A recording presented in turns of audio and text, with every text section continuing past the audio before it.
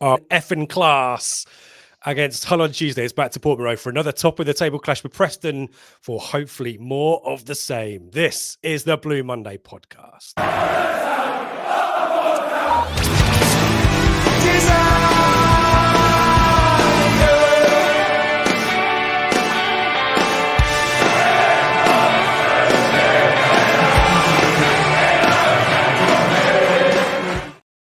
Hello and welcome to the Blue Monday podcast discussing Ipswich Town up or down since 2015. I'm Richard Woodward and this is the Prematch Show, brought to you in partnership with our friends at the Graham Pub. We're live every week on YouTube to give you the rundown on Town's weekend opponents, and you can catch us on demand on podcast afterwards at your leisure. Returning the stalwart of the Prematch Show, the man with all the research.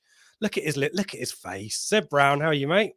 I'm all right. I'm going to call you out, though, because you bottled the intro. I thought you were going to do the real swear word instead of the radio edit, so I'm disappointed. You want me to chuck an F-bomb in after 30 seconds? I don't understand how YouTube works if we get a banning order, if we get in trouble, so I'll leave that in your capable hands, but I'm still a little bit disappointed you didn't do it. If Luke Chambers, the legend appearing at our live event, can do it live on Sky Sports, you should be able to do it on a podcast. Just my views. Okay, if enough people are positive about it, I will do it at the end of the show before you do your usual sign off. How about that? Have you had a good week? We were chatting on Tuesday night, which feels like a lifetime ago, actually. I don't know about you. It kind of feels like a long old time ago. No? Okay. No, it feels literally like I haven't moved out this chair, I'll be honest. Yes, busy week work-wise, but yeah, back again for the second show this week. And then this time tomorrow, I will be on the A14 this time, heading back in preparation for the weekend's events. Very excited. That's Friday night for those of you who are listening after the fact. Just make sure people can place themselves. Yeah, we won't talk too much about Hull because you can rewatch that show. Excellent numbers. Thank you, everyone, for that. And Mikey's in today. He's had BT in today, so we're really hopeful that Mikey's going to sort himself out there next time around. But yeah, we are here to talk about Preston. We are here to talk about all sorts. Turnstile Blues, new issue. We'll do our championship predictions. As always, new predictor in this week, Seb, chancing their hand at trying to upset table topper Seb Brown. Still table topper, I should add. Spoiler alert. So yeah, plenty to cover. Let's say hello to folk in the live chat. It was good to see folks here. Ashley was in early doors. Great to have you with us, Ashley. Charlie's with us as well. Can't get over how good we were on Tuesday. Just amazing. And we need to figure out, Seb, whether Preston are going to try and play us at our own game like Hull tried to do, or something a little bit different. But we'll be back to talk about that as well. Colin's in the chat as well. Very chatty. Hello, everyone there. Romeo, everyone like me. And still buzzing from the other night. I think the buzzing, you can hear a buzzing kind of around the county of Suffolk at the moment, I think. Ed Sheeran adding to the buzz as well, isn't he? Have you seen that footage, the extended town in, which is brilliant, isn't it? Where he's pouring pints for people, getting their crisps, meeting people in the director's box. What fantastic footage that was. I don't know if it was the same as where you were, but when I watched it, it was a bit dusty in my household when I watched that the other day. Oh, really? Okay. Yeah, well, you are a bit of an old man, so yeah. I thought it was brilliant. I thought it was really great to see. And worth noting, he dropped in on the Town TV studio, and he dropped an F-bomb, didn't he? So if Ed can do it, if Chamber can do it, then so will I. I'm giving you plenty of warning. But Romeo, great to have you with us as always. Sully's here, and Sully's got a keen interest there because Sully is the man taking us on in the predictions. So we shall see how Sully. Well, we'll see how Sully gets on next week, but I think I would describe his predictions as flamboyant. I'll leave it at that. Evening to Neil, evening to John B. Tim is with us. Good evening, all. Bag packed for journey to town tomorrow. I hope it doesn't take 9.5 hours again. Wow. Fingers crossed for you, Tim. Not a great day to be traveling, is it, on a Friday? Matt is here. Seabass is here. Rob, Jules. John B, that bench cam on Town TV is a good watch. I've made that into a GIF, by the way. If anyone wants the animated GIF file of Kieran McKenna celebrating, I think, our first goal, then give me a message. Add your own quotes to it. Mark is with us as well. Darren, the hits keep on coming. Baron is here. Chris is here from New Zealand. We'll talk about Oceania, as we called it, on Tuesday night in a bit. I got that one wrong, didn't I? Yeah, the Asia Cup. And Steve, great to be a Blue. Absolutely. Michael's here. Stephen Beals, evening tractor boys and girls. Lovely stuff. Thank you, everyone, for getting involved. Good numbers as always. And then I have to dash, gents. Enjoy Saturday. Charlie's just come to say hello and now he's off. What a legend. Hopefully everyone else Charlie, is going to stick around. But thank you, Charlie, for at least saying hello. Let's do bits and pieces of news. Firstly, if you are watching on YouTube right now, we have put our Player of the Month poll in the chat, asking you for September Player of the Month. Seb, can I surprise you? Vlaslav Hladký's leading the way quite significantly on that one. So yeah, we will. This is now a monthly feature. You guys will help us figure out who ITFC's Player of the Month is, at least from Blue Monday's point of view. And so vote now, and we will announce that at the end of the show. And we'll do an image file and at them in a tweet or a post on X, so they know all about it. But feels like a no-brainer, Seb. The other nominees, by the way, Morsey, Luongo. I think Morsey and Luongo are going to get nominated every month. Yeah, they're just so consistent. Luongo was the one that came to my mind, if I'm being honest. Yeah, because he was, the winning goal against Blackburn was superb, and he's just immense. Every game he gets better and better, and he's given us that amazing, great new chant now as well, which should give him a couple of extra bonus points. But Hladký is the logical one. I was at Huddersfield last Saturday, 4 huge saves to keep us in the game before the late equaliser, and then the 2 kind of pre-assists against Hull on won you over. I've charmed against Hull you on Tuesday night. So yeah, what a superb month he's had. And yeah, a week ago we sat here discussing Walton versus Hladký, and I think both our views might be changing by the game at the moment. Yep. And Amari Hutchinson is also the other nominee and has made a goal-scoring impact and an assist at Huddersfield as well. So it's the period Cardiff through to Huddersfield. So don't factor in Hull yet. That will be next month. But yeah, do give us your votes. Matt, it's still Twitter, Rich. They've rebadged it, you fool. Hello to Alex in Boston. I'm not sure we've ever had a Bostonian join the chat. Plenty from the States. So hello to Alex. Great to have you with us. Colin referring to our away following better now than it was in the 70s and 80s. I think it's probably because you can get better allocations these days, maybe. But Rob mentioning new joiner on our Telegram group, by the way. Hi to Rob. Vaz's interview on the official podcast, A Grid Listen. Yeah, recommend that. Evening to Paul. Romeo Luongo got my vote, but I've got no problem with Vaz getting the nod. Other bits and pieces of news, we've put his name up there. Matt Makin of the Turnstile Blues crew will be out selling Turnstile Blues fanzines, Seb, and it feels like it's coming to an end. Can you believe it? How many years do you think Turnstile Blues has been going for? Well, obviously, it started with the Turnstile Blues as a reference to Simon Clegg, so we must be talking 2010, 2011-ish, I'm guessing, in that kind of ballpark, I'm thinking. 11 years, 29 issues, Turnstile Blues. I guess it's kind of a bittersweet kind of situation because you're right. When they started out, it was about highlighting what Marcus Evans was or wasn't really doing and running the club, and things have changed so much that the agenda is very much different, and therefore they're not saying it's the last edition, but it's kind of like when bands say we haven't got any plans to release any music kind of thing. So you never know. This is kind of like one of those collected items kind of situations particularly for those who like collecting football fanzines, but certainly it marks kind of an end of an era, really. In this issue, the importance of holding owners to account, just to remind us in case things ever change. There's a profile of our years in League One. Were they worth it to be where we are now? They've got part 2 of their Marcus Stewart interview as well. Started last time around in the previous issue. There's a profile of ITFC women's season so far. A look back on Scott Duncan, another manager who trod the route from Manchester to Ipswich. A critical eye on the new membership. Not everything is positive, Seb. You've got to be constructively critical. So they have a look at the new membership scheme, which, to be fair, has maybe been a bit divisive or split some people. And the usual irreverent humour. You can catch them. I think there may be some sales at the Greyhound, our mates at the Greyhound.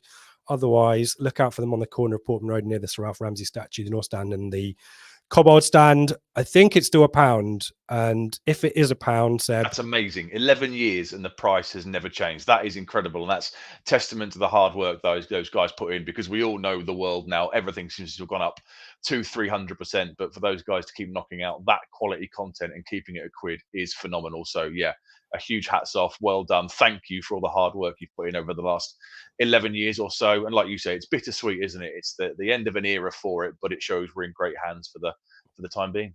Matt has confirmed, still only £1. You can't get anything for £1. So there you go. Find the guys on Saturday and get your copy. I think you can get them online as well at turnstile_blue, I think is the Twitter. Matt will put that in the chat if I've got that wrong. I think you can buy some on eBay as well. But yeah, do support the guys. And yeah, as Seb said, thank you for all of your hard work over the years. Evening, folks are joining us. Do take a chair, do chill out. We're talking about Preston shortly, but a couple more bits and pieces of news. I have got a complicated history being an England supporter, Seb.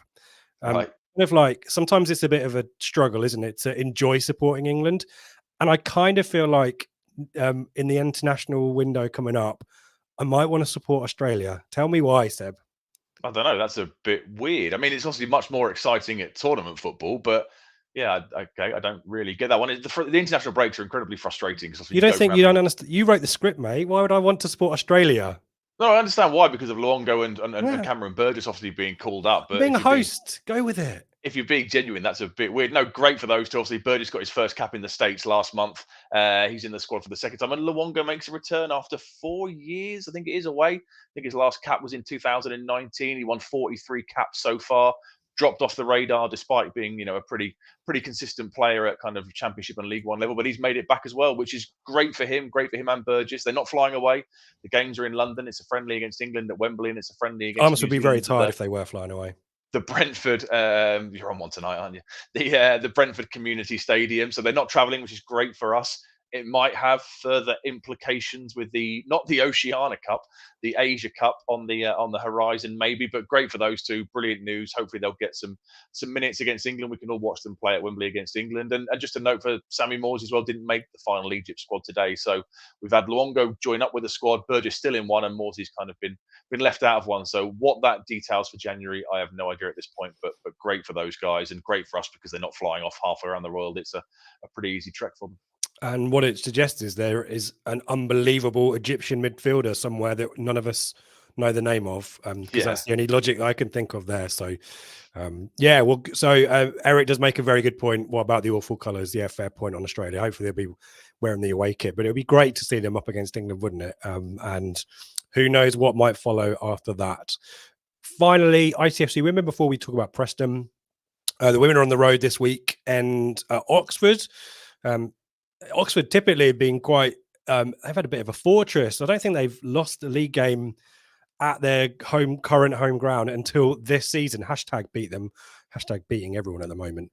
So Town, have got, probably the best opportunity to get an away win a while. Obviously a positive season start for us. Oxford maybe a little bit in transition. A lot of players have left. Manager left as well. So they are manager-less as we go into the game. So Town have had a week off as well. So supposed to play Cheltenham again in the League Cup, but Cheltenham, I guess, forfeited. And so Town got a weekend off. And we'll be looking to continue the great form this season so far. Natasha Thomas in unbelievable goal-scoring form, Seb. 10 goals in 5 games. She scored in every single goal in September. Wow. She's player of the month, so she will be looking to get on the score sheet again in October and continue that run. And we wish them all the best on the road. But let's talk about home comforts, shall we? And Preston. And we're in this house. I don't know. You charm me. I don't know where I'm going tonight. What's in here? Drinking. What's in this? I don't know. This is the weirdest situation possibly of any pre-match we've had in terms of this is the first time we're playing Preston this season. Oh, actually, no, it isn't, because we played them in pre-season. And you were there in person. I watched it on Town TV, or it might have been iFollow as it was then. And yeah, what did we learn from that, I guess? And what's changed? They were crap, and we were really, really good. Were they? Yeah, they were crap. Okay. I thought they needed equalised. No, they were crap. I'll just talk over you. They were rubbish. They were really bad on the night. Hello, Preston fans, by the way. I can't remember if they had players missing, but yeah, we tore them to pieces, especially in the first half. I think the score, I think it finished, was it 3-2, 4-3, something like that? I can't remember. You were there. I know, but it was 3 Come months ago. I'm on. getting old. I can't remember everything. I think it was 3-2, but that absolutely flattered them because we had so many chances. And I remember Chaplin scoring an incredible goal from a broadhead layoff. And yeah, we were so good that night. And that's why I was really, really surprised at how they kind of find themselves in the league table so far this year. They started like a absolute train, going great guns at the start of the year. There are some numbers that we'll come on to which maybe suggest that kind of performance wasn't overly sustainable. But they've had this draw against Rotherham, and that's kind of knocked the wind out of their sails a little bit. And that's been followed up with a 4-0 defeat last weekend to West Brom, and as we saw last night, a 3-0 defeat to Leicester away at Leicester, which isn't an easy place to go, obviously. And that's kind of, since the last international break, they've definitely had the stuffing knocked out of them a little bit. So they'll be wanting to go into the next international break, I guess, taking a point and looking to regroup in that time off. Promotion given, not a train, a locomotive. Train puns very welcome here, though I'm not sure we can beat that one there. Thank you for that one. Yeah, this kind of recent run of results. I mean, it was a 4-0 against West Brom and a 3-0 against Leicester, as you mentioned. So 7 goals conceded in the last 2. And having watched those goals back, pretty lousy defending, actually. I think there was obviously a strategy against Leicester, as most teams are going to do away at Leicester, is try and shut up shop, isn't it? And try and get them on the break. Leicester are just too good, albeit Preston, I think, missed some chances that might have given them a foothold in the game and made it very different. But I think they tried to do what Hull did and make the pitch narrow, and Leicester just got the overloads, and West Brom similarly. And a lot of the goals that we've scored of late, particularly I'm thinking the Burns and Chaplin goals from Hull, are quite similar to the goals that Preston are conceding at the moment. There's always seemingly an extra man left over. The defense is quite narrow, and therefore you get these, as I said, these overloads. And yeah, it'd be interesting to see if they change strategy, because at the moment it isn't working for them. Just sum up the whole season so far in terms of points and key results. We mentioned the recent ones, but prior to that, it'd been pretty good, hadn't it?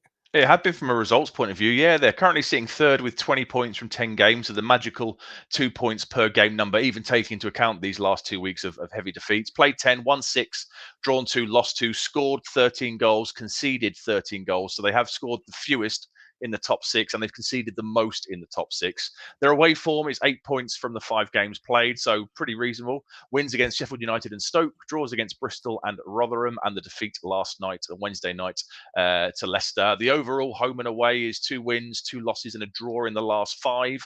Those wins have been at home to Plymouth and Birmingham. The away draw to Rotherham we've mentioned, and these 2 hammerings in the last kind of 5 days or so with West Brom and Leicester. Their XG is 10. They've scored 13 goals. The XG is 10, so they are outperforming their XG at the moment, and they've created 8 big chances missed, is the 19th in the league, so the 6th worst in the league. So when I was doing the research for this, it kind of gave me vibes of us in 2017, 2018, when we win 5 in a row, 4 in a row, 5 in a row, I think it was. Wow. But we all kind of sat here and thought, these underlying the underlying numbers aren't amazing. And if you look at some of the kind of stats behind the results, they won 4 games against the likes of Sunderland and Sheffield Wednesday and Preston and Plymouth, but the XG went in the favour of the opposition in 4 out of those 5 games. So it's one of those where, yes, they've done really, really well, but overall, is there a bit of luck? Are they going to get found out at some point? I would suggest maybe that's the case given the last 2 results. Yeah, Moby here in the chat agrees with you as well. I'm not sure if he's that one, but yeah. Big shout out to our mate Callie, who's done a £10 super chat. Thank you so much. Legend. Massimo, he says, aha. Thank you very much for your support of the podcast, Callie. As always, if folk want to do likewise, there is a button to do it in the chat, but otherwise a thumbs up is very much appreciated as well. And if you're listening on podcast as well, just quickly stick a 5 stars in, particularly in iTunes. You can just quickly stick 5 stars in. So that is the kind of support that we love as well. But Callie, we appreciate you. Thank you so much, friend, for your generosity. Is there you've got here kind of the teams they've beaten? Is it a sense of playing teams at the right time as well, perhaps, as part of this? We talked about Sunderland have finally found their feet. So good time to play them was when we did.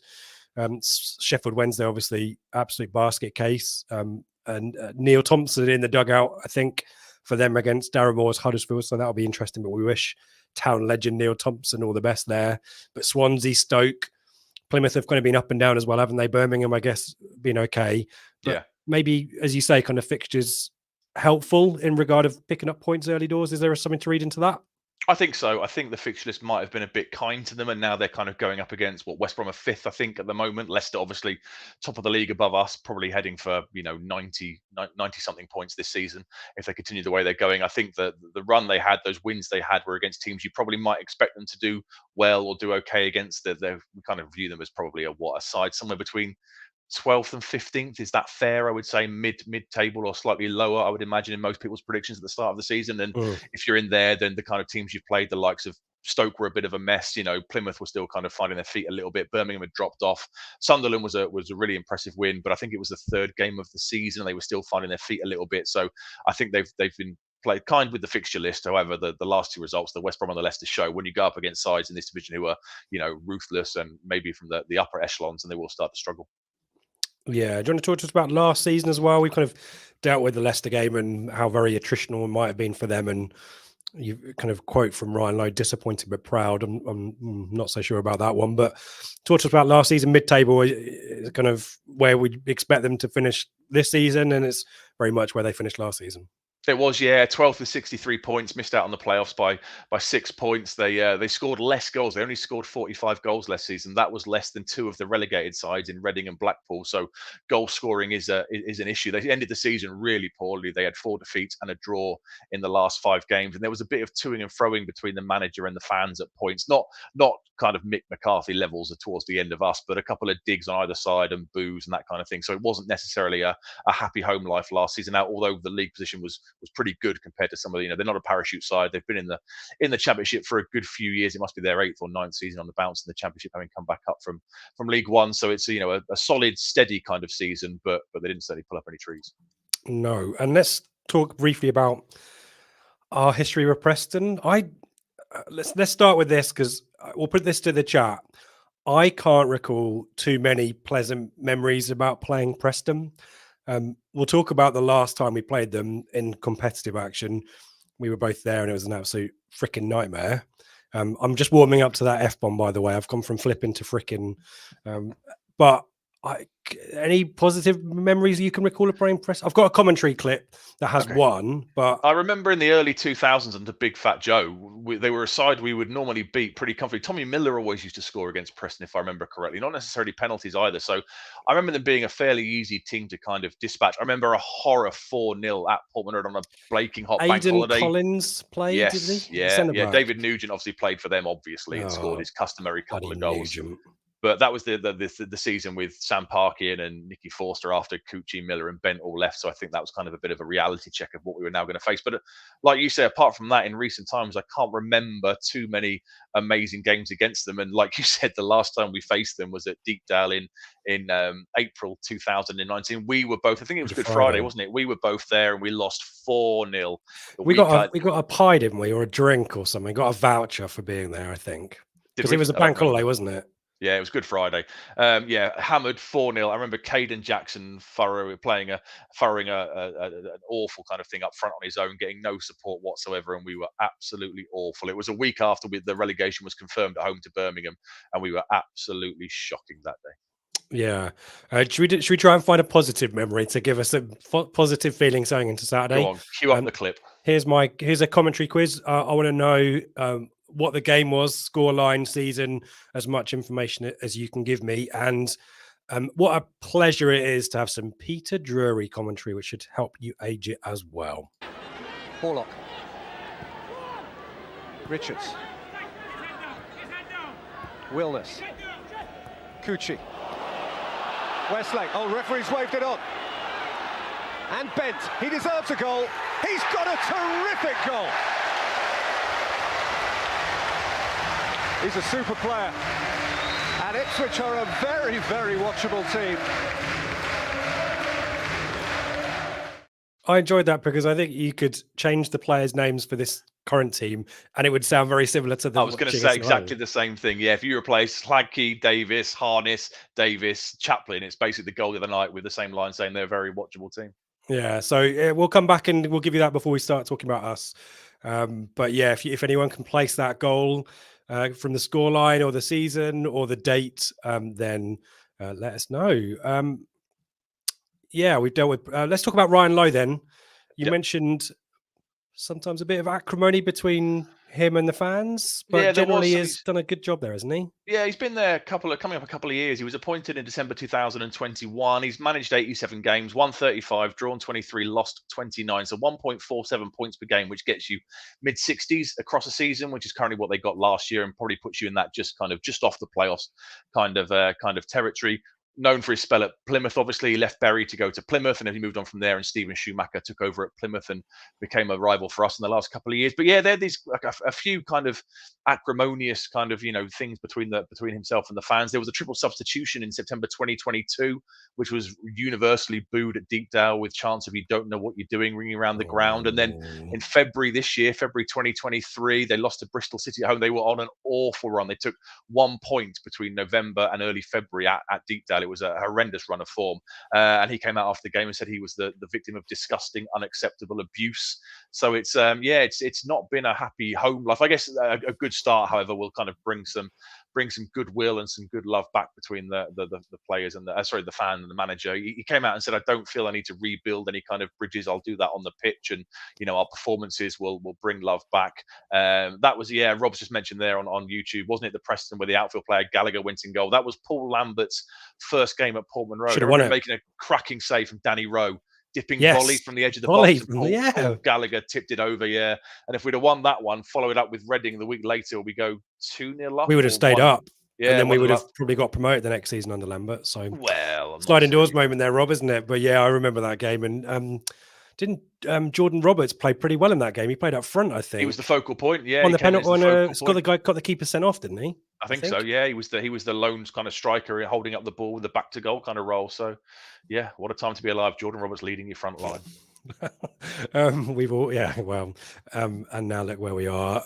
Some pretty big arrivals. Some money spent there. Not Plymouth, Preston. Sorry, typically a team that lives within their means quite well. I'm trying to remember if I don't think there are any big departures. So obviously this is money that's generated, I don't know, from maybe previous seasons or I don't know, good revenue. I don't know, but some 7-figure sums spent. They've spent some money. I don't know why I was trying to figure out good revenue. That well-known business term, good revenue. That's how business works, mate. Preston. Well done. I'm like Evan Davis. I'm here teaching you all about business. I'm like the Alan Sugar of the Blue Monday podcast. Good Businesses need to make revenue, people. All right. Good revenue though. Not good bad revenue. Not bad. Right. Yeah. Right. Don't go there. I was about to quote the day today. Keep going. They signed some players for big money in the summer. Talk to me about them. Yeah, they did. Can you pronounce the first guy's name for me, please? Because I can't remember how to pronounce it. Milutin Osmajic. There's the pro there. Yeah, left forward / striker. Came in for a club record fee, which means it's over or around £2 million. He's coming from Cadiz in Spain. 1 goal in 5 starts. He's kind of strong with a decent bit of pace around him. Mads Frankier Jensen, he played in that pre-season friendly. I remember him starting against us. He started the season kind of featuring, but he's dropped out the side in recent weeks. He was a £1.3 million signing from Odense BK in Norway. He's got 1 goal, 2 assists in 9 appearances. He kind of again plays the 10 or kind of wide left, but he's not featured that much in recent weeks after starting the season in pretty decent form. Jack Watmore's come in from Wigan, centre back, experience. You know what you're going to get from him. Ex Pompey as well, I think. Dwayne Holmes has come in from Huddersfield on a free. He can kind of play anywhere on the 3 behind the striker. 2 goals, 2 assists in the 10 goals so far this season. And somewhere Mullet's heart will be breaking as he flutters his eyelids towards Will Keane because he loves him. And Will Keane moved on a free transfer from Wigan to Preston. He's done quite well, to be fair. He started all right. He's got 4 goals and 1 assist in 7 appearances. He's just back from injury shock. He missed about 3 weeks in September, but he featured against West Brom and against Leicester. So if I was a betting man, I'd imagine he'll probably come into the side against us at the weekend. Yeah, and memory of 2 seasons ago was the North Stand baiting him when we played Wigan. Don't do that again. So maybe don't do that, folks. Yeah, and then there was no reason for it as well. He triggered quite a few people, Wilkin. I know that team that time was really crap, wasn't it? And a lot of people frustrated with the situation we found ourselves. But I remember he got abuse on his debut at Accrington in the FA Cup, didn't he? We lost to Accrington. Yeah. we were there, weren't we, for that one? And some guys were waited near the tunnel to shout at him. And he said, "I've been here 2 days," didn't he? I remember him it's saying. like, what the WTF? I'm warming up to it. I think people booed him because obviously Lambert didn't know how to use him, did he? You know, he's a player who, when you want the ball to feet, maybe in a slightly withdrawn role at his time with us would have been best, kind of, pinging passes out wide. Lambert used him as a target man. He was hoofing the ball to him because he was tall. He must have been 6'1", 6'2". I think people just expected him to be able to, a la prime James Scowcroft, kind of, hold the ball up and bring others into play and flick the ball on. And that wasn't his game at all. And I think people got frustrated with it, which was in no way his fault. It was a sign of the crap manager he had at the time coaching. Yeah, and he's a clever player, very clever player. I'm glad that he's got his career back on track. Obviously, there was a point where maybe injuries were going to completely scupper his playing career. So he's done really well, and he's a threat. Really smart player, and he's kind of player you kind of think would do really well under McKenna. I guess most players. We had links, didn't we? We had a few links of him coming back again. I never, when those links were happening, I never thought he would be anywhere near athletic enough to play the pressing role that McKenna wants personally as the focal point. I don't think he'd have that in his game. Maybe a 10, perhaps, but yeah. And no kind of major departures. We talked about some big money signings, as I say. Daniel Johnson joined Stoke. We know about that. We talked about him a few weeks back to be reunited with Alex Neil. Bambo Diaby went to Sheffield Wednesday and had an absolute stinker versus Sunderland. So I'm not necessarily surprised they let him go. And midweek as well. Did he as well? Yeah, he kind of falls over at the touchline and the player cuts it. Oh, wow. Yeah. And in terms of system, then we've kind of talked about maybe changing to a more contain, at least philosophy against the bigger teams. It'll be interesting to see how that pans out on Saturday. But formation-wise, Seb, tell us what we might be able to expect. Well, they went 3-4-2-1 for the first kind of 8 games of the season. They were religious to it, 3 at the back. Imagine us when McKenna took over with the 2 narrower number 10s. We were playing Selina and Chaplin, weren't we, behind either Norwood or Macaulay Bonne. That's what they've been playing for the vast majority of the season. But he changed it to a 4-4-1-1 away at Leicester to try and keep things tight, I guess, to deny if you're playing 3 at the back and wing backs, naturally players can exploit space in behind the fullbacks, can't they? So I guess maybe that was to try and counteract some of Leicester's more advanced kind of wide players, and he changed it to this 4-4-1-1. And it did kind of work for the first. It took 60 minutes for Leicester to get the breakthrough, and even that goal came with a bit of luck. The ball kind of falls to Dewsbury Hall, who fires home, and they had a good chance just before half time with Dwayne Holmes, who he wasn't through 1-on-1, but he was through on goal and ended up putting it wide. So the 4-4-1-1 did work to a certain degree. So I wouldn't be surprised if he tries that again against us, because Mark Beck put it in our Telegram group. They'll be desperate for a point here. Yeah, they'll be desperate for a point, won't they? They will Bex. They will want a point to go into the international break. They want to stop this right. If they come to us and get pumped 3-0 again, you're talking 10 goals conceded in the last 3 games going into this international break, and that's not a great place to be for any manager. So I think they might do the 4-4-1-1 again, try and keep it tight. They'll see what happens with sides try and play football against us. They'll have seen the joy that Huddersfield perhaps got last week, going a bit more direct, and I think we can expect that kind of game. Yeah, should we talk about the kind of the names? We mentioned some of the signings, obviously, some of the key personnel. One player that I like is the right back, Dan Potts. He's getting on a little bit, but gets up, creates chances. Has got the kind of Will Keane man bun as well, so I don't confuse the two of them. I quite like him. We'll talk about Alan Brown, who's closing in on 400 appearances for Preston.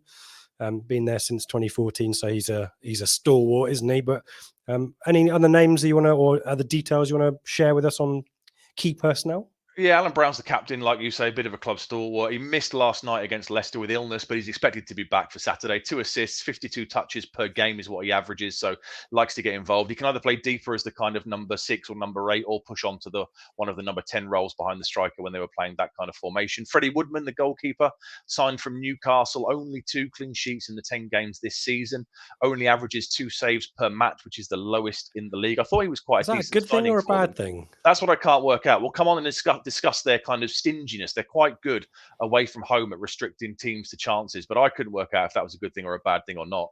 Liam Lindsay, centre back, big boy, 6'3", got a couple of goals so far this season. So don't go technical. Come on. That's up there with your good revenue. Up there with a couple of goals this season. And they've got a few names people will recognise. Robbie Brady, him of Up the Road, and him of big money move to Burnley. He's a bench option mainly these days, can fit in multiple positions down the left-hand side. Ben Woodburn, do you remember him? Liverpool Wales player, Liverpool kind of hot prospect. He's there again, bit of a bench option. And then they brought on these kids against Leicester. The kind of the squad depth isn't incredible. They've got Kean Best and Noah Mawene. They're both 18. They came off the bench against Leicester, so they do have youth on the bench. And do you remember Di Cornell? Do you remember that day we announced Stephen Ward, Ollie Hawkins, and Di Cornell? What a day that was. He is their backup keeper. So another one with a man bun. I think I've got Brad and Dan Potts mixed up. It's Brad Potts who plays for Preston. Thank you for someone's asked a question which caused me to check it. Dan Potts, I think, might be related to Steve Potts, says FBO Tractor, but it's Brad Potts who plays for Preston. Apologies. So yeah, Di Cornell. Yeah, let's move on from that. any tactical, any kind of statistical analysis that we can kind of glean from how they might set up away from home, Seb? Yeah, the 9 shots on goal per game is the joint 4th worst in the league. So we discussed earlier their goal scoring is an issue. So if you only take 9 shots, you're not going to score many goals. 66% passing accuracy is the 2nd worst in the league, so not amazing. This is what they're good at, though. 8 shots conceded per game is the best in the league. So they I wonder how much that's changed in the last week, though. No, this was as of today. This included the Leicester game. Yeah, but I wonder what it was before. It would have been even lower, wouldn't it? Yeah, indeed. So they are quite good at that. I guess they're a well-coached, well-drilled side. So read into that what you will. 12 interceptions is the 3rd best in the league. 2 of their 5 away goals have come from set pieces. They're not really a short passing side. They've averaged 269 short passes, which is the 5th lowest in the league per game. And 73 long balls per game is the joint highest in the league. So read into that what you will. I can see a lot of people, well, some people in the chat are saying this has got kind of Lincoln this time last year vibes, not just because it's Blue Monday Live and that inevitably means a 1-1 draw, but I can see what people are saying. The crucial thing on Saturday will be for us to score first. If they score and have something to hold on to, then it will become really frustrating, I think. Yeah, well, should we talk about us in a second? I'm going to do the other side of the commentary quiz. A few people have got the right score line, but not the right season. So let's find out. And well, let's remind you of the goal. It's a pretty tidy goal, actually. Horlock. Richards. Wilness.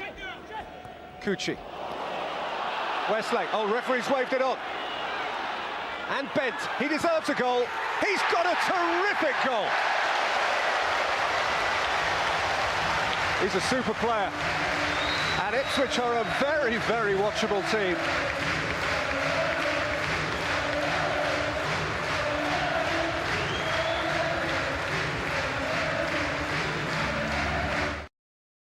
For those listening on the podcast, that is 0405 October, the end of October 2004, Ipswich 3, Preston 0. And a very Kieran McKennery type goal, that wasn't it, Seb? I mean, a quality finish from Bent, top right hand corner from edge of the box, but lovely passing move. And as we said, Ipswich very watchable, aren't they? So lovely goal, nice little flick from Cucci, was it? And the defender does his best to completely take out Westlake, but the referees play on. And yeah, a lovely, lovely goal. Yeah, and actually, that was the one in 2004, by the way. 0405, that was from. Let's talk about us then and get your thoughts about the team lineup here, because I think of all of the weeks where we've been dealing with what configuration Kieran McKenna's going to go for, I think this is probably the toughest to try and predict, because obviously it's a 3-game week, international break coming up, so we had an opportunity to rest some players. But I wonder whether McKenna's got a tactical plan up his sleeve that might surprise us, similar to Wolf and Burgess and Edmondson on Tuesday night, for example. Is this a game, for example, for Omari Hutchinson? Is this a game for Freddie Ladapo, Seb? Give us your thoughts. I think Hurst will start up front, but I think potentially Broadhead and Hutchison might get some game time, because they're the kind of players who can produce those moments of magic, which you might well need against a kind of relatively low block side that's going to kind of sit there and say, go on, try and take us on. They're the two that you could maybe look to unlock things in the maybe the wide positions. He does like to rotate in 3-game weeks. Do you think the fact that there were no subs made until the 75th minute on Tuesday night could have a bearing and maybe suggest that there are going to be some rotation? There's going to be some rotation in this game, and he was kind of leaving players out there to get the maximum number of minutes in their legs before taking them off. I don't know. Tommy suggests Broadhead. Telegram has rewired my brain on Broadhead. Broadband. I think the timing of the substitutions is maybe a bit misleading, because obviously Hull had that delay. The player down with the fractured eye socket. More serious than I think a lot of us thought at the time. I think that might have skewed things.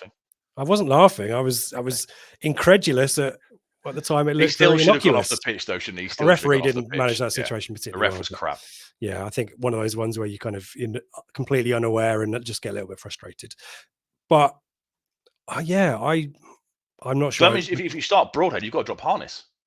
He was excellent. He was so Yeah, good. A lot of people's man of the match on Tuesday night, wasn't yeah, he? Luongo and Morsey in central midfield just reunited like they'd never been away, and they were superb. But Luongo doesn't tend to play 3 games on the road. But then you've got this week off. But then he's going to be involved in Australia, so he's not going to get a straight 2-week break. So it's a real conundrum what he does. Cameron Burgess came out after the game. We speculated in the live show straight after that it must be some sort of knock or some sort of injury, but it wasn't. It was tactical because he thought that that Hull would try and show Edmondson onto his right foot, and that was a tactical ploy. So does Burgess come straight back in? It's a really interesting one, isn't it? No matter what he does, there are going to be some excellent players from Tuesday night who are going to drop out and feel hard done by, I think. Yeah, I think pace is the answer. Yeah. A has put fast feet in the box, please. I quite agree with that one, but I think the overlaps, the wide overloads are really critical.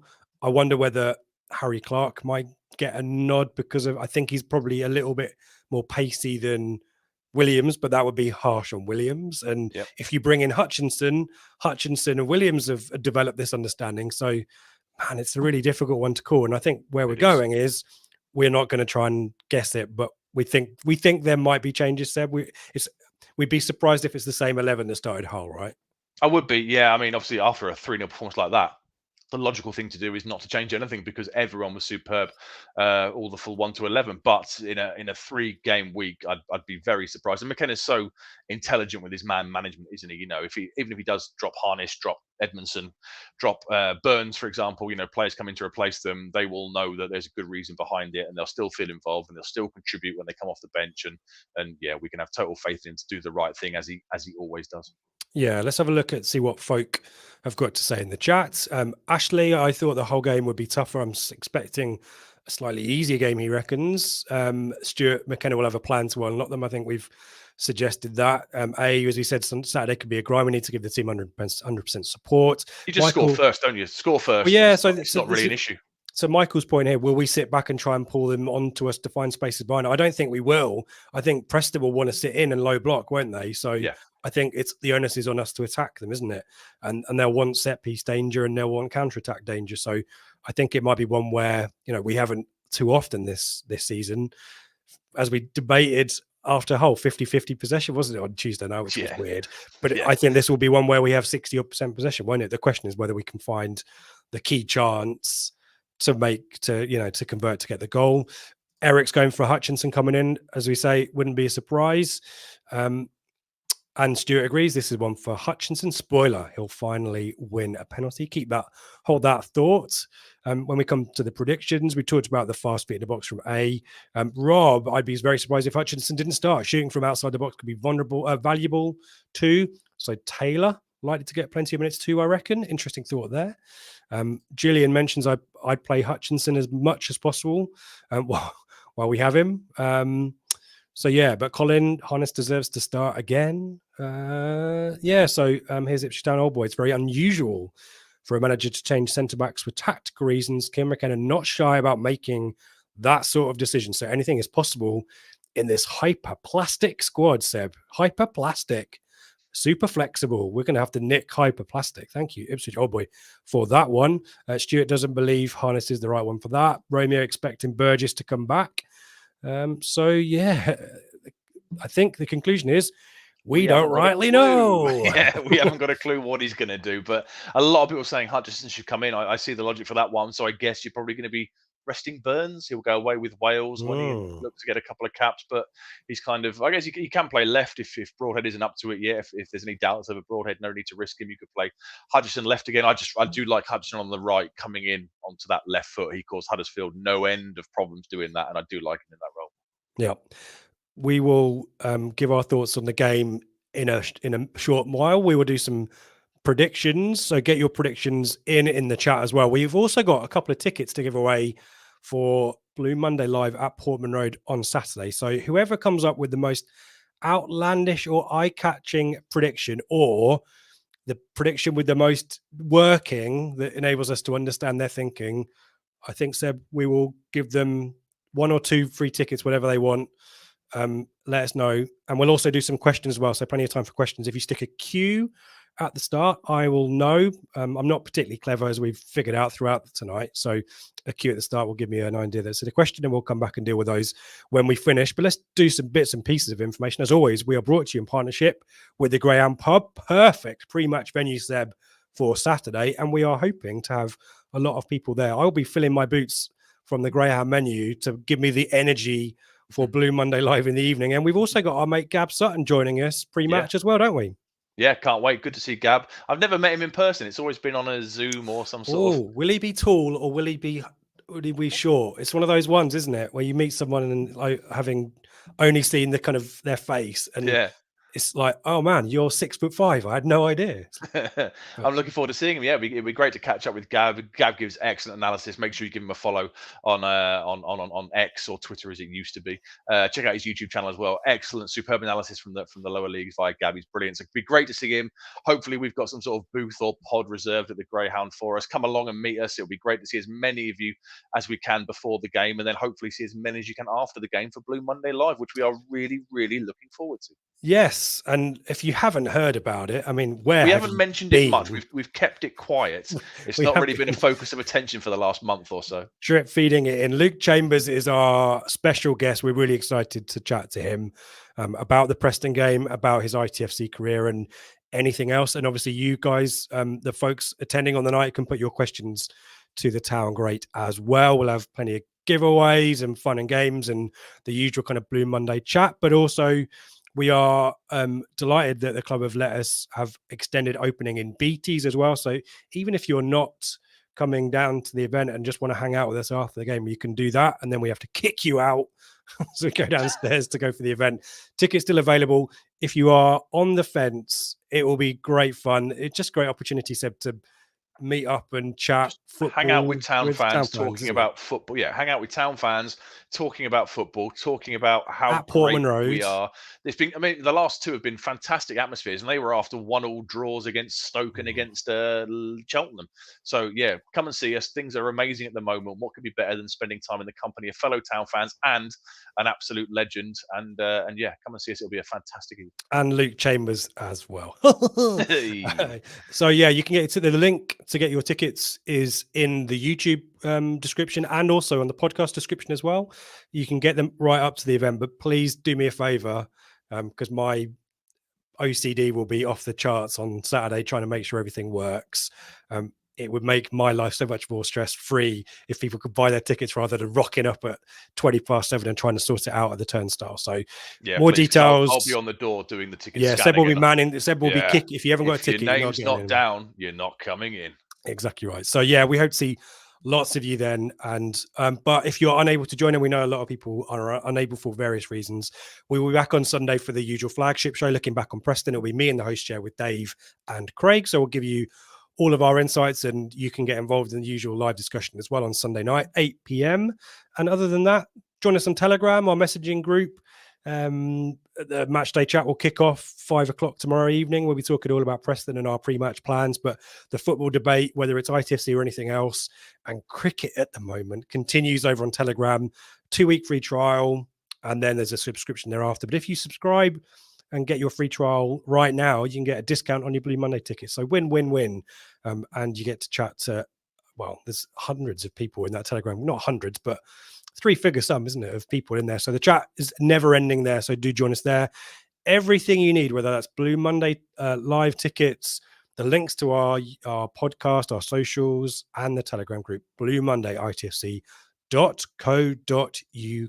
Let's do some predictions.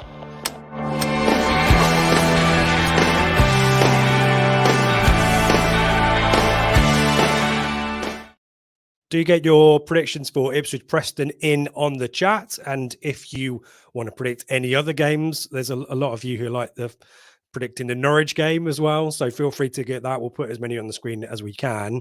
Let me do a recap of where we stand in the standings. Weird. I'm catching you. I'm coming for you, Seb Brown, I'm coming for you. Another round win for me by 1 point over our mate Jules. Thank you, Jules, so much for stepping up and predicting for Telegram over September. Sully is in the Telegram hot seat now. We'll see what he's got to say for himself. Any games, Seb, jumping out? What I will say is that I foresaw this weekend coming when we were trying to plan for the Blue Monday live event, because there's a load of derbies. You've got Birmingham, West Brom and Sunderland Borough. What's your take on those whilst I hastily redo the screenshot because I left all of the blooming working and formulas in the background? Professionalism is, it's a Birmingham against West Brom is obviously the local West Midlands derby. Sunderland, Middlesbrough, and I guess you could kind of say Sheffield Wednesday against Huddersfield is a bit of a derby as well. Derby, isn't it? Yeah, Darren Moore derby. Taking Huddersfield back there to the now managerless Sheffield Wednesday in the least surprising news of all time. Isco Munoz was fired. Was it today or was it yesterday? I can't remember. On the day we record, today. The Thursday, Mark Hughes left Bradford and Neil Harris left Gillingham as well. So there was a bit of a raft of managerial sackings today. But yeah, a weekend of derbies. I guess this league is so hard to predict. Last week, I'm fairly sure we all had Leeds down to comfortably beat Southampton, didn't we? I think I said 3-1. Somebody might have said, I think Jules might have said 2 or 3-0, and look what happened there. So whilst it is a bit of fun, the predictions, it can be bloody difficult to do sometimes, can't it? Yeah. Did I pad for enough there? Yeah, man. Look, I've done it. I'm well quality there. We're expecting a bit of a stalemate in Birmingham. Both teams kind of good form. I think Birmingham's home advantage, albeit half of the stadium isn't there at the moment because it's being renovated. But West Brom, I think, on a good run up to 5th. They've gone under the radar a little bit, West Brom. Yeah, they have. Kind of, sneaking up there. So, yeah. But I think that home form negates a little bit of West Brom's current form. Okay. So that's why I think I've gone for the draw, and both you and Sully think likewise. Yeah. You are thinking another draw at Sunderland Borough as well? It's a derby game, so the old cliche is form goes out the window. So you look at it on paper, although Middlesbrough started to get their act together a little bit with the awful start they've had, they're now playing catch up. But yeah, form does tend to go out the window a little bit, so a draw there wouldn't surprise me. You've gone for a narrow Sunderland win, though, yeah? Yeah, I think home advantage, stadium of light. I just think the home advantage is possibly, and Sunderland going great guns as well. Borough. Yeah. Can they sustain this run is the big question mark, whereas Sunderland are doing it week in, week out, and another positive victory for them midweek as well. So that's my thinking. I just can't. Coventry, Norwich, I'm going for a draw. You're going for, I think it's wishful thinking by you and Sully, is it, maybe? They've hit the wall now, haven't they? They started well. They've hit the wall. Barnes is out. Sargent's out. Yeah, if the young kid doesn't score, they're struggling. So I'm worried about Rowe and Sarah, though, at Norwich. Any other predictions there that you want to name and call out there? Sheffield Wednesday, Huddersfield, I'm not expecting to be a classic. I'm giving Neil Thompson the benefit of the doubt. I think off the back of Birmingham beating Huddersfield 4-1 on Tuesday, I just think it will be a don't lose kind of game. So I'm going 0-0. I've gone for a 1-0 Huddersfield victory. You saw them last week. Were you impressed, or like Preston in pre-season? Were they crap? No. I thought they were okay. I thought they were right against us. Darren Moore knows how to set a side up to play against Kieran McKenna, doesn't he? We've seen it in the last 3 encounters of the 2 last year and the one the season before. So no, I thought they were okay against us, and I think if they were to go there with a similar approach against Wednesday, I think they'll do well, because even though Munoz is gone, Chanziri is still looming large over everything there, and it won't take much. An early goal again, and no doubt the boos and stuff will come out the woodwork, especially with Darren Moore coming back. What could have been with him in the dugout for Wednesday might have been so different. So I think they'll go there and get a narrow win. And one game that caught my eye is QPR Blackburn. Blackburn are in trouble, I was looking at the league table. They came to Portman Road. We discussed how they'll create chances and maybe can't take them. Played some lovely football, scored 3 goals, cracking goal by Sammy Smodic, but they're in trouble. That's a really serious game at the bottom of the league on Saturday. 20th, 4 defeats on the bounce. Yeah, they're in trouble. John Dahl Thomason had some frustrations in the summer around transfer business, and if they were to lose that and suddenly fall into the bottom 3 going into the international break, he might be bottom. The bottom. Bottom, I said bottom. You said bottom. Yeah, like put it in. Yeah, what's the partridge thing? When Dave. You're back on the bottle. Back on the bottle. Let's have a look at the prediction that matters. Ipswich, Preston, a clean sweep of home victories, all to 0 as well. I'm going for a narrow 1-0 because I think Preston will make it grotty. You're going for the 2 goals, as is Sully. Any working that you want to share? Any potential goal scorers? Or Yeah, well, you couldn't name the team. Maybe stay away from that one. I don't know. we'll score in the first 15 minutes, and then we will score in the last 15 minutes. There you go. And that's the kind of prediction that might put you in the running for free tickets for Blue Monday Live at Portman Road. Let's see what the chat has to say. A hard-earned 1-0 win, I reckon, says Romeo. I mean, it'd be difficult for me to not give it to Romeo purely because he's matched my prediction and just gives me a sense of enormous well-being. That's a Blur quote for everyone there. Beron's going for a 2-1 win. Reckon we'll concede to a scrappy goal, then fight back in the second half with a bit of Broadhead magic, Port Vale and Cardiff style. Stuart's going 2-0, and he's given us a 0-0 half-time prediction as well. I love that. Hutchinson wins a pen on 58 to break the deadlock. No idea who takes it this year. Any ideas? Good question. Hurst. Who takes the penalty? Hurst. Filey draws Preston out, and Ladapo kills the game with a second off I like that working. Stuart's in the running. That's in the running. Definitely, I like that a lot. Stuart's in the running. Julian's going for a 2-0. Good chance we'll see Julian in the Greyhound, I'm sure, on Saturday. Neil's going 2-0. Sully, we already know what you've gone for, Sully. You're in the predictions, mate, but you're just reminding us. 2-0 for Sully, 3-0 for Colin, 2-0. Kel's going for a 4-0. That optimism is still there. We love that, Rob. 2-0. Jules, Stuart wants them tickets, classmate. Steve, 4-0. There you go. Stan Old Boy. Norwich to lose 7-0. Who are they playing? It doesn't even matter. 7-0. 4-1, the Town, says Peter. Matt's going 3-0, Lee 3-0 or 5-0.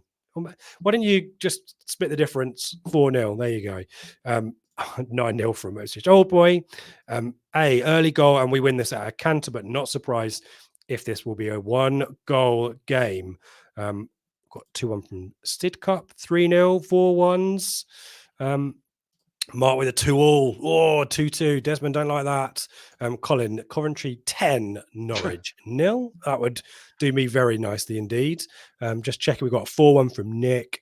What are we saying, Seb? I don't think we've beaten Kieran. Kieran's going for a late clutch. Hail Mary with a 90-0 win. But I think we go Stuart, do we? Yeah, I like that scenario, and I could see it playing out. Hutchinson wins the penalty, Hurst bangs it home, Ladapo off the bench to seal it. I think that would be a perfect day. That happens as well. Can you imagine? FBR's gone for a 3-1. He has given us the scores as well. And Plymouth 6, Budgies 2, even though I'm not sure. That was last week. So yeah, Stuart, if you want to DM me at Ipswich or at me on X or email bluemonday.itfc@gmail.com, we'll sort you out. Congratulations and thank you for that, and let us know if you want 1 or 2 tickets, and hopefully we'll see you on Saturday. Any questions from folk, get them in now. We've got a few, so we'll come back to those before we say goodbye, but we will check in and see how Sully got on his maiden week and whether it's going to be a 1-0 or a 2-0 shutout, or just, has anyone gone for the 1-all, the obvious scoreline, given it's Blue Monday Live? I didn't see one, did I? Got a 2-2, 1-all. Callie put it in the chat, I think. Oh, did he? Apologies, guaranteed Callie. to be a 1-1, yeah. Yeah, we've cursed it, but yeah, we'll come back and see what we did next week. We won't, because there's no show next week because it's the international break, so we'll have to wait 2 weeks. See how quickly brain just back after this.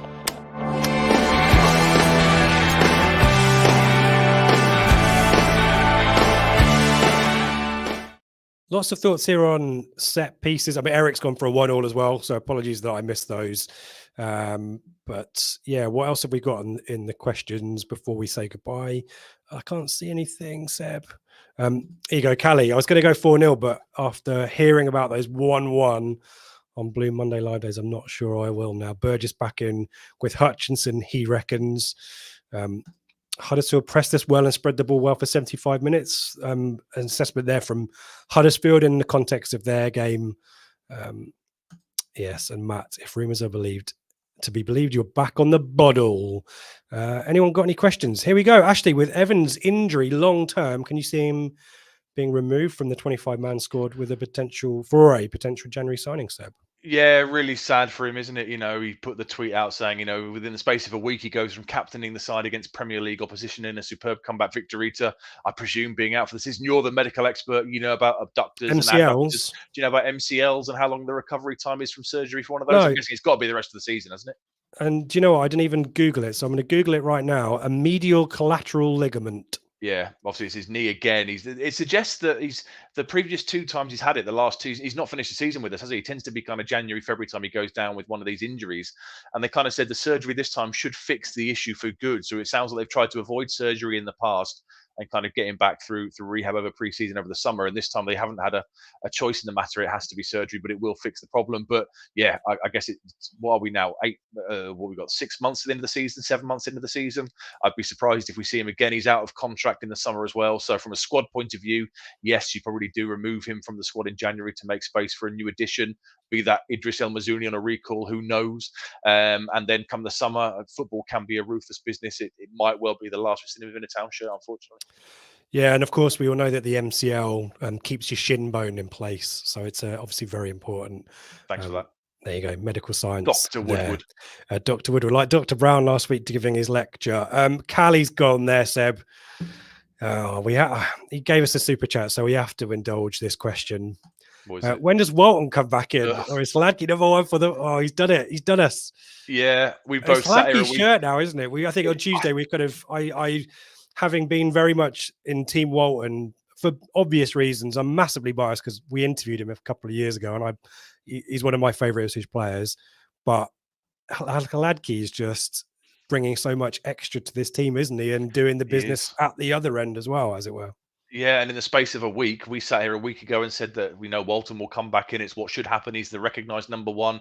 He's the championship level experienced keeper. And then Hlaki pulls out 4 huge saves away at Huddersfield to basically win us a point, and then gets these 2 pre-assists. And yeah, the way he contributes to the way we play, he plays so high, doesn't he? You know, he's on the halfway line and can ping the ball straight back to players to keep the waves of attacking momentum going. So my view has changed. It's his shirt to lose now, I think. I assume Walton will get the Fulham game after the international break, but until Hlaki either gets suspended for 5 bookings for time wasting, which he has calmed down on in the last few weeks, to be fair, or drops a clanger, it's his shirt to lose, isn't it? You can't take him out at this point because he's doing everything right.